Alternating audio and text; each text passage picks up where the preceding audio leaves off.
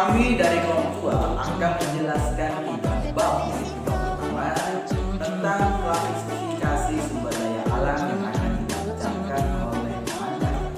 Bab 1. Klasifikasi sumber daya alam. Pengertian sumber daya alam menurut Seolia Negara 1977 mendefinisikan sumber daya alam sebagai unsur-unsur lingkungan alam, baik fisik maupun hayati, yang diperlukan manusia dalam memenuhi kebutuhan guna meningkatkan kesejahteraan hidup.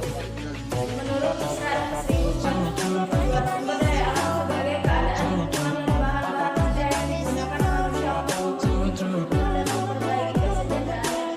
Klasifikasi sumber daya alam berdasarkan potensi, jenis, sifat. Sumber daya alam berdasarkan potensi, materi, ruang, energi, waktu, dan hayati. Sumber daya alam materi merupakan sumber daya alam yang dimanfaatkan dalam bentuk fisiknya, misalnya batu, besi, kayu, dan serat kelapa. Sumber daya alam energi merupakan sumber daya yang dimanfaatkan energinya, misalnya matahari, bumi, dan air. Sumber daya alam ruang merupakan sumber daya alam yang berupa ruang untuk tempat hidup. Namun kesalahan juga termasuk sumber daya alam ruang yang diperoleh. Sumber daya alam hayati, sumber daya alam berbentuk untuk kehidupan atau tumbuhan. Sumber daya alam waktu, sebagai sumber daya alam, waktu tidak berdiri sendiri, melainkan terikat dengan pemanfaatan sumber daya alam lainnya.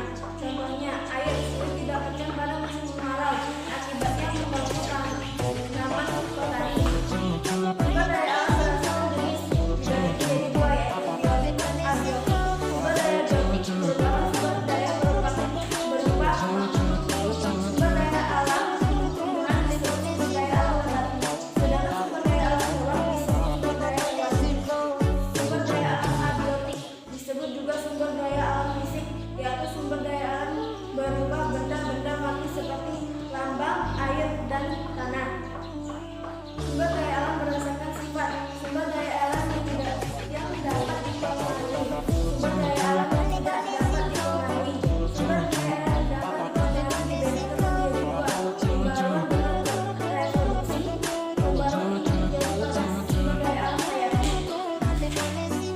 seperti hewan dan tumbuhan. Sumber daya alam ini dapat ditingkatkan dengan keanekaragamannya. Pembaruan dengan adanya siklus.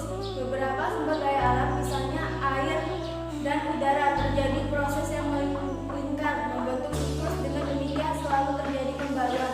Sumber daya alam tidak dapat diperbarui. Sumber daya alam ini dapat diperoleh relatif statis karena tidak ada penambahan atau pembentukannya secara tambah. Dapat tidak dibandingkan dengan hidup manusia, pembentukannya kembali memerlukan pembentukan yang tambah. Contohnya, mineral, minyak tanah, gas bumi, batu bara, dan barang tumbang, dan sumber daya fosil lainnya. Sekian dari saya. Oke, terima kasih untuk Anda. Dan yang kedua tentang sumbangan dan pengelolaan sumber daya alam di Indonesia. Bab 2, potensi sumber daya alam di Indonesia. Sumber daya alam di Indonesia ada 4, yaitu potensi hutan, pertambangan, hutan, dan pariwisata. Yang pertama yaitu perhutanan. Klasifikasi hutan dibagi menjadi 3. Yang pertama yaitu produksi. Dalam produksi adalah hutan yang mempunyai fungsi pokok produksi hasil hutan, misalnya kayu tersebut di wilayah Kalimantan, Sumatera, Sulawesi, Jaya. Hutan produksi bagi hutan produksi tetap yang juga dengan HP. Hutan ini dapat dieksploitasi dengan cara bebas habis, bebas pilih, contohnya hutan limbah dan hutan budidaya. Yang kedua yaitu hutan produksi terbatas atau yang disingkat dengan HPT. Hutan ini hanya bisa dieksploitasi dengan tebang pilih. Hutan produksi konversi HPK. Hutan yang biasa dimanfaatkan untuk usaha di luar negeri, salah satunya yaitu perkebunan kelapa sawit. Yang kedua yaitu hutan konservasi, adalah kawasan hutan dengan ciri khas tertentu, mempunyai fungsi pokok pengawetan satwa serta ekosistem. Kawasan hutan suaka alam yaitu cakar alam, suaka marga satwa, dan hutan pelestarian alam. Taman nasional, taman raya, dan taman wisata alam. Hutan lindung berfungsi mencegah intrusi air laut dan penghinaan sumber daya. Dan kecuali itu potensi pertambangan. Berdasarkan PP nomor 27 tahun 1990 tentang penggolongan bahan-bahan galian atas 3 golongan antara lain. Golongan A, strategis, merupakan bahan galian yang sangat penting untuk bertahan dan pengembangan negara sultan beserta stabilitas ekonomi sosial contohnya minyak, bumi, dan gas. Golongan B, vital, merupakan tambang yang bisa mengembangkan contohnya perak, emas, besi, dan tembaga.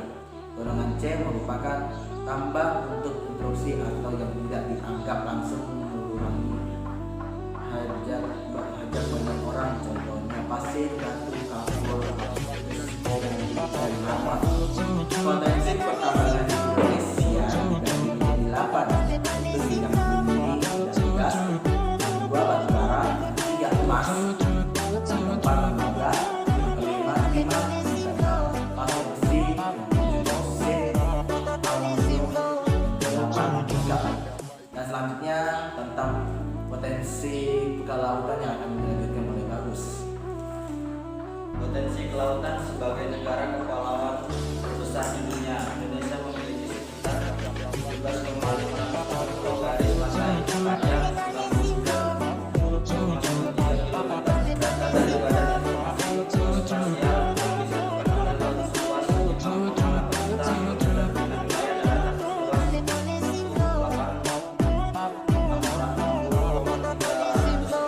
28,3 meter dibagi menjadi 4. 1. Renewable, 2. Unrenewable, 3. Potensi energi laut, 4. Wisata laut bahari. Renewable resource, potensi perikanan. Berdasarkan gambar mengenai data penyebaran sumber daya ikan dapat terlihat bahwa hampir seluruh laut Indonesia memiliki potensi dalam hal perikanan karena memang potensi kelautan Indonesia terbesar dalam potensi perikanan. Hutan mangrove berdasarkan data tahun 1999 sampai 2005 menunjukkan bahwa hutan bakau telah berkurang sebanyak 5,58 juta hektar atau sekitar 64% dari luas hutan mangrove seluruhnya yang seharusnya 8,6 juta hektar. Renewable resource, pesisir laut Indonesia memiliki potensi sumber daya tidak pulih yaitu cadangan minyak dan gas, mineral, dan bahan tambang yang besar. Potensi energi laut ini diperoleh dari gelombang laut, pasang surut, ocean, thermal, energi of conversion, dan angin. Sumber energi yang dapat dihasilkan adalah sumber energi listrik yang dapat dimanfaatkan dalam kehidupan sehari-hari. Wisata laut bahari, taman laut yang menjadi zona indah sebagai pelestarian keindahan laut dibagi menjadi beberapa zona untuk mengatur kegiatan yang dapat dan tidak dapat dilakukan, misalnya taman laut dilarang kegiatan penambangan minyak dan gas bumi karena akan digunakan sebagai zona pelindungan ikan, biota laut, dan ekologi tertentu. Taman laut yang terkenal di Indonesia antara lain Bunaken di Sulawesi Utara, Wakatobi di Laut Sulawesi Tenggara, dan Raja Ampat di Papua Barat. Dan itulah tentang bab 2, dan mari kita lanjutkan ke bab 3. Bab 3 itu tentang analisis mengenai dampak lingkungan tentang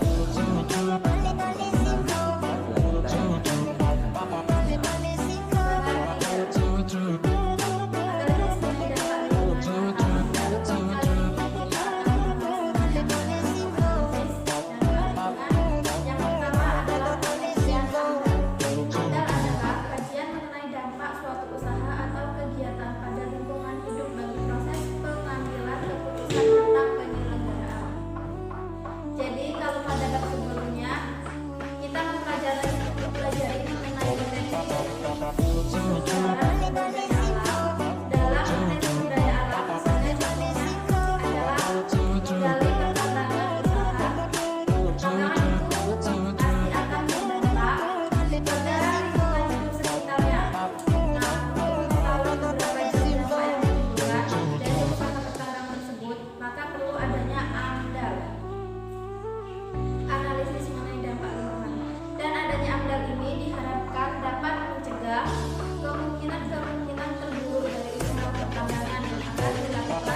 seperti merusak lingkungan dan lain sebagainya. Ini sebagai pembatas dan sebagai pedoman suatu usaha dalam larangan ambil kebutuhan pada lingkungan saat perencanaan suatu proyek yang diperkirakan akan memberi suatu pengaruh terhadap lingkungan hidup di sekitarnya.